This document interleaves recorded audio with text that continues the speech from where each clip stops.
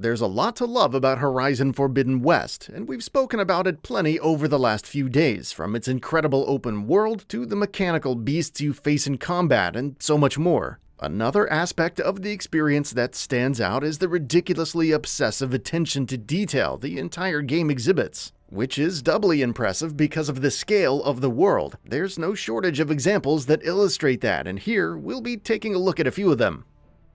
Sand. Arid deserts and sandy beaches are some of the many biomes in Horizon Forbidden West's world, and like all other biomes, these have some key defining traits as well, some of which are, of course, not exactly the most prominent. Seeing Aloy walk through sand or large sand dunes, for instance, is oddly gratifying, in large part due to how the sand reacts to her or even the wildlife as she moves through it. Snow deformation. If a game has snow, we're going to be compelled to walk through it and see how it deforms. That's sort of an unwritten rule. Horizon Forbidden West, like its predecessor, is impressive on that front. Similar to how the aforementioned sand reacts to Aloy as she moves through it, the snow in Forbidden West also behaves in an incredibly realistic fashion. Overdraw.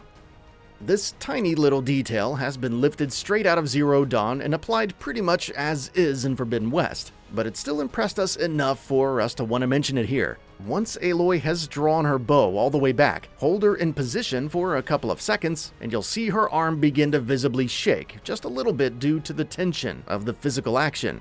It's a minuscule detail that most wouldn't even notice, which makes it even more impressive that the developers bothered to put it in the game. Aloy's sweat. Aloy reacts to the unique traits of the world's biomes in other ways as well. For instance, when she's in the desert and the scorching sun is beating down on her, you can visibly see her sweating. Pause at any moment, go into photo mode and zoom in on her face, and you'll see it's slick with perspiration. Water graphics. Gaming audiences have been obsessed with how water looks in games for as long as anyone can remember, and on this front, Horizon Forbidden West is right up there with the best of the best. From rushing rivers to expansive oceans to tranquil lakes, water in this game looks absolutely gorgeous. You can't help but want to take a dip in it, and once you do and go underwater, it looks even better. Hair physics. Not every game can get hair physics right, some don't even bother in fact, but it's clearly an area where Guerrilla Games pours a lot of energy. Like Zero Dawn before it, Forbidden West has some impressive hair tech on display, and watching it move and sway as characters themselves move is always mesmerizing, even if sometimes it can look a bit too exaggerated. Foliage density. The Horizon games have a very distinct visual identity, and a lot of that is down to how overgrown most environments in these games look.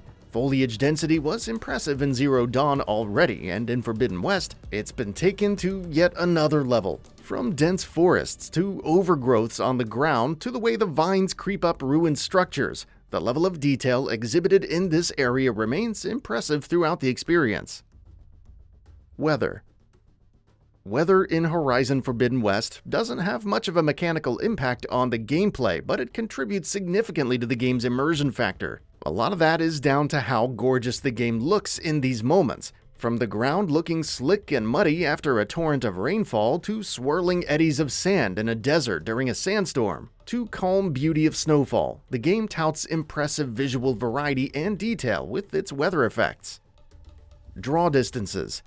As hardware and technology improve, so too do the draw distances in games, and open-world games tend to benefit from this more than most. Horizon Forbidden West does as well, in large part due to how much more vertical the game's design is. There's something truly special about gazing out at the landscape as it stretches out to meet the horizon as you're standing atop a towering cliff or gliding across a vast valley. The Skybox. It's not just the land and all of its varied environments that's a sight to behold in Horizon Forbidden West. There are quite a few gorgeous sights to behold when you tilt your analog stick up as well. The skybox in this game is absolutely gorgeous. The brilliant night sky dotted with sparkling stars, its angry red color as a sandstorm is moving in, the way dense clouds gather and roil right before a thunderstorm, it's incredibly breathtaking. Facial models and animations. It's time to go. Absolutely not. This embassy depends on diligent adherence to... You shall not! Keep telling yourself that. Horizon Zero Dawn caught a lot of slack for what many of its characters' faces looked like, especially in the side quests, and even more so for how poor their animations tended to be. Guerrilla clearly took those criticisms to heart because Forbidden West knocks the ball out of the park in that area. Characters' facial models are incredibly detailed, and the way they animate is, for the most part, top-notch, especially for an open-world game. The map. Building on what its predecessor did, Forbidden West goes above and beyond with the level of detail it pours into its map as well. Rather than simply giving you a flat, two-dimensional view of the world, the map in this game is chock full of tiny little details. From the topography of the environments to renditions of landmarks and points of interest in the world itself. The more you zoom in, the more detail you find. Machine designs. Yet another area where Horizon Forbidden West shows off its attention to detail is the design of its machines, all of which are made up of a startling number of distinct parts and components, each of them constantly visible in all their glorious detail. From the solar panels on a sunwing to the spikes on top of a slaughter spine to the deadly claws of a clawstrider, there's a ridiculous level of detail displayed in each machine's design. Even more impressive is watching them visibly become more and more deformed and broken down as the fight progresses, and you chip away at their health and break off more and more of their components. NPCs in the settlements. There's quite a few settlements to visit in Horizon Forbidden West's world, and like many other aspects of the game, these too represent a clear step over Zero Dawn. Settlements feel much more alive and dynamic, and a lot of that is down to the NPCs and how they behave. Milling about along the paths, raucously interacting with each other in inns and establishments, conversing with each other, and just going about their business. All of it makes the world feel much more lived in. Speaking of snow, there's other ways it impresses in the game as well.